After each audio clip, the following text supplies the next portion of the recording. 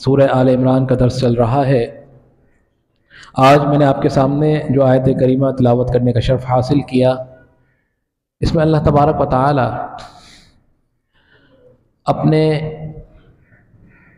اس احسان عظیم کی طرف اپنے بندوں کی توجہ دلا رہا ہے کہ جو احسان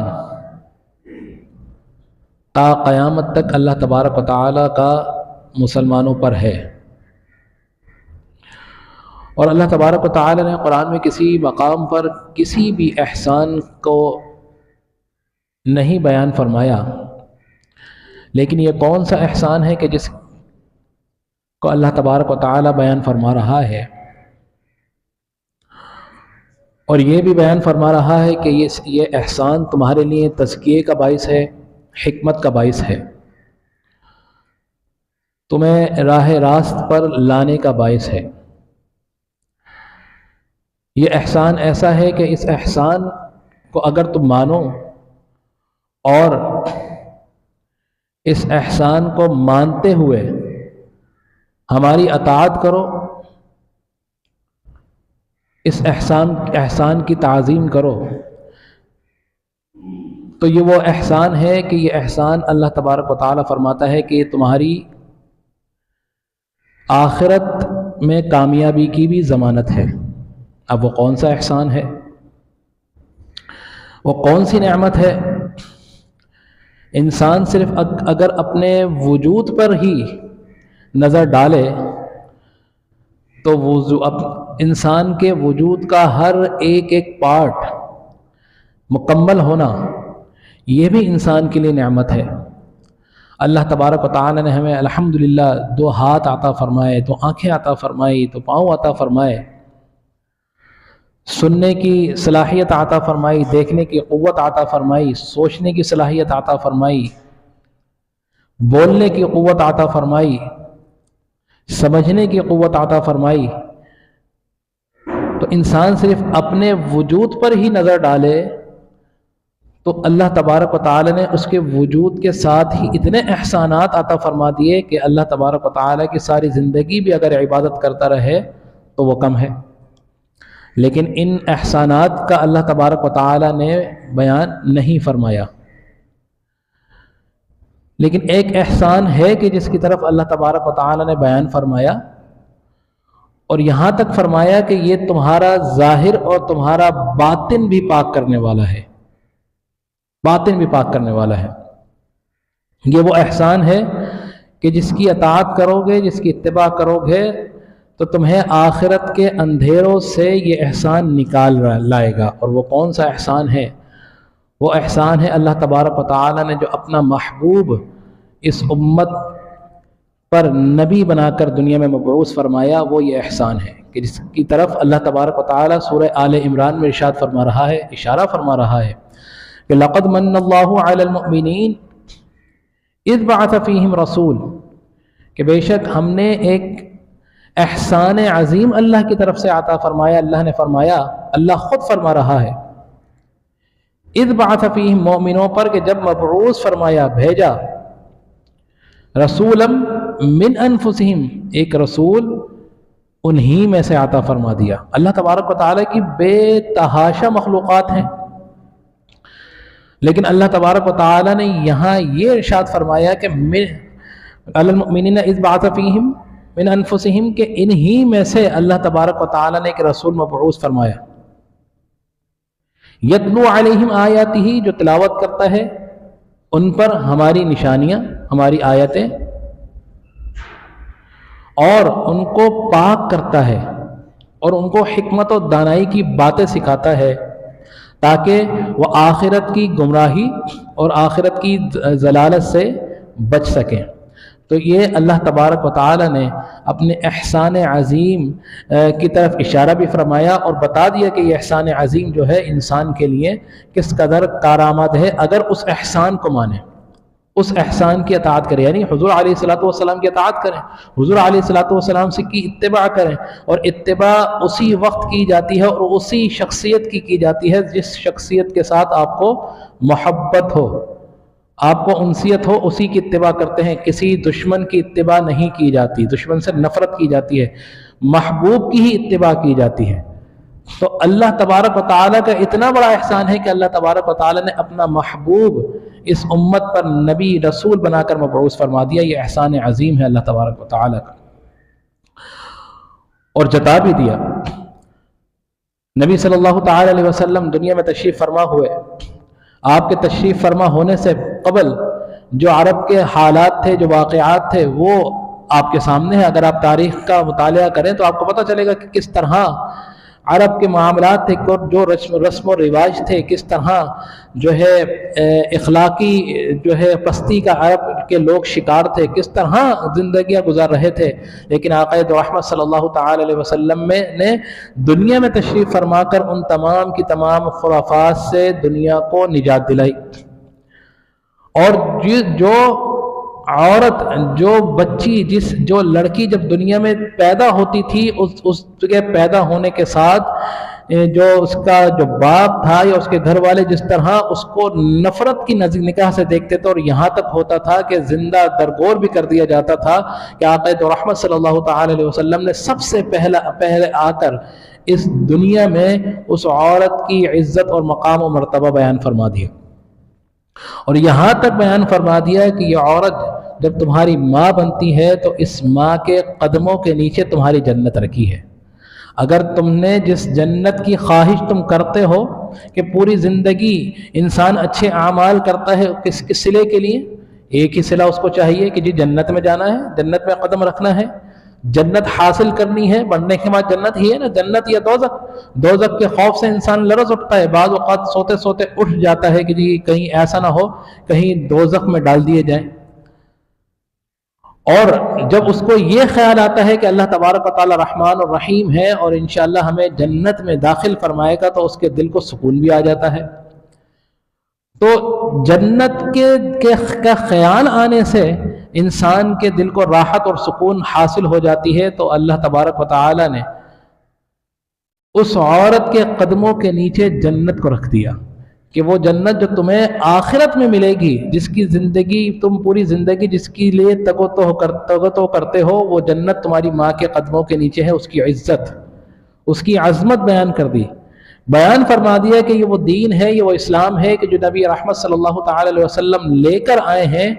یہ وہ دین رحمت ہے کہ جس نے عورت کو مقام اور مرتبہ عطا فرما دیا۔ لیکن آج اس دین سے دور ہونے کی وجہ سے، قرآن سے دور ہونے کی وجہ سے، طرح طرح کے گویے آپ لے لیجئے، طرح طرح کے نوسر باز آپ لے لیجئے، کہ جو این جی اوز کی صورت میں ہماری خواتین کو بہکا کر یہ کہ جی عورتوں کے حقوق نہیں ہیں۔ ارے حقوق عورتوں کے جس قدر اسلام نے دیے ہیں، اس قدر کسی دوسرے مذہب نے عورتوں کے حقوق نہیں دیے ہیں۔ تو یہ احسان۔ پھر آپ دیکھیے کہ انسان کی جو ہے عقل ناقص ہے، اور اللہ تبارک و تعالی نے اس کو، اللہ تبارک و تعالی نے اپنی ذات کی معرفت انسان کی عقل میں رکھی ہے، لیکن چونکہ اس کی انسان کی عقل ناقص ہے، اور ناقص ہونے کے بعد جو شیطان ہے اس کو قدم قدم پر اللہ تبارک و تعالی کی ذات کے متعلق انسان کے دل میں شکوک و شبہات ڈالتا ہے۔ لیکن یہی وہ نبی رحمت کی ذات ہے کہ جس نے آ کر انسانوں کے دلوں میں جو وحدہ لا شریک اس خالق حق برحق معبود کی ذات کے لیے جو شکوک و شبہات تھے، ان تمام شکوک و شبہات کو اللہ کے نبی نے دور فرما دیا۔ یعنی کہ مخلوق کا راستہ اپنے خالق کے تک جانے کے لیے آراستہ کر دیا، آسان کر دیا۔ جتنے بھی ہڈلز تھے، جتنے بھی کانٹے تھے، جتنی بھی جو وہ رکاوٹیں تھیں، اللہ کے نبی نے آ کر ان کو دور کر دی۔ یہ نبی کا کام تھا۔ تو اس معنی میں نبی احسان ہوا کہ ہمارے لیے ہمارا راستہ آسان کر دیا اللہ کے نبی نے۔ اسی طرح اگر آپ آگے دیکھیے کہ دیکھیں جس طرح انسان کی آنکھ ہے، اللہ تبارک و تعالی نے انسان کی آنکھوں کو مختلف چیزوں کو دیکھنے کے لیے انسان کی آنکھوں میں نور رکھا ہے۔ ایسا ہی ہے نا، یہ ہم جو دیکھ رہے ہیں، یہ اللہ تبارک و تعالی نے ہماری آنکھوں میں نور رکھا ہے، کہ جن سے ہم اللہ تبارک و تعالی کی اس خوبصورت کائنات کو دیکھ رہے ہیں۔ آپ مجھے دیکھ رہے ہیں، میں آپ کو دیکھ رہا ہوں۔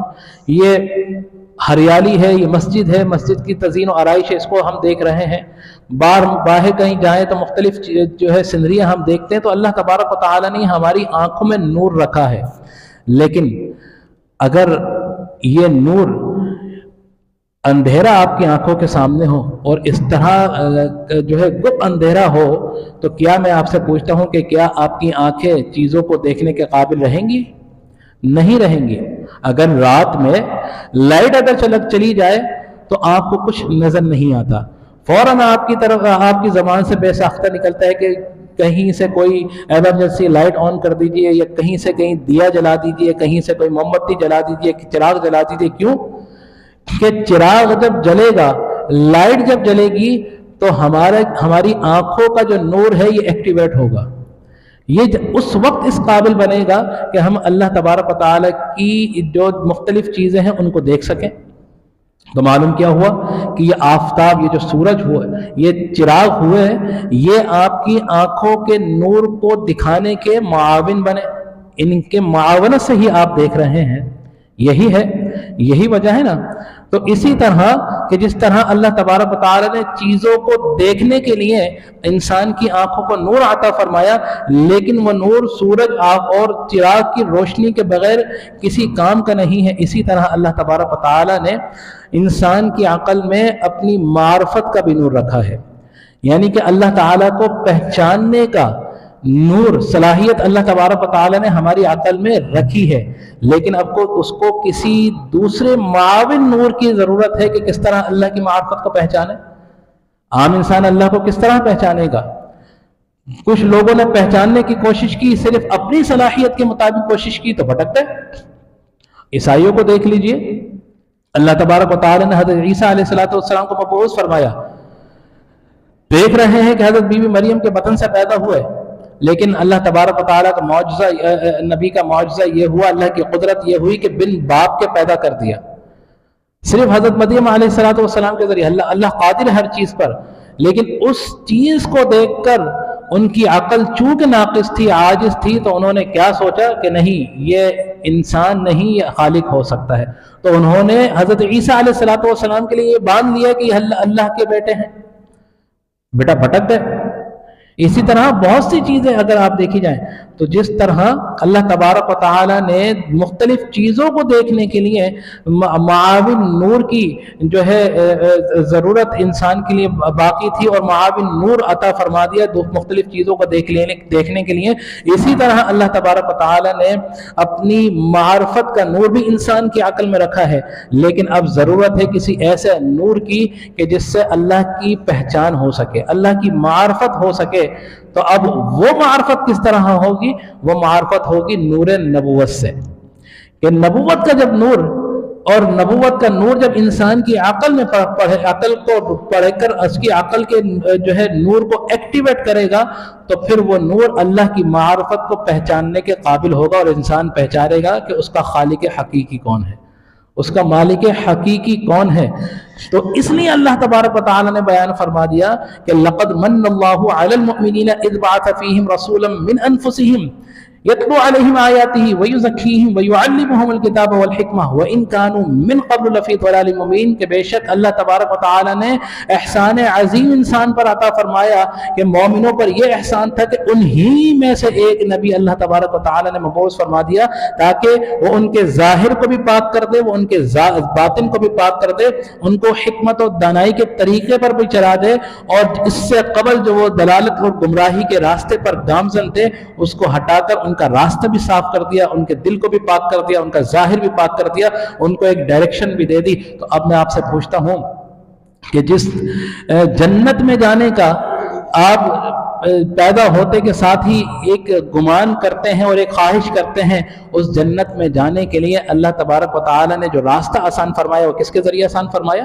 وہ نبی کے ذریعے. نبی کی باتیں مانیں، نبی کے احکامات پر عمل کریں، اس کی اطاعت کریں، اس کی اتباع کریں، تو یقیناً آپ شیطان کے مکر و فریب سے بھی بچ سکیں گے اور اللہ کی رضا بھی حاصل کر سکیں گے. کیونکہ اللہ کا محبوب اللہ نے ہمیں عطا فرما دیا.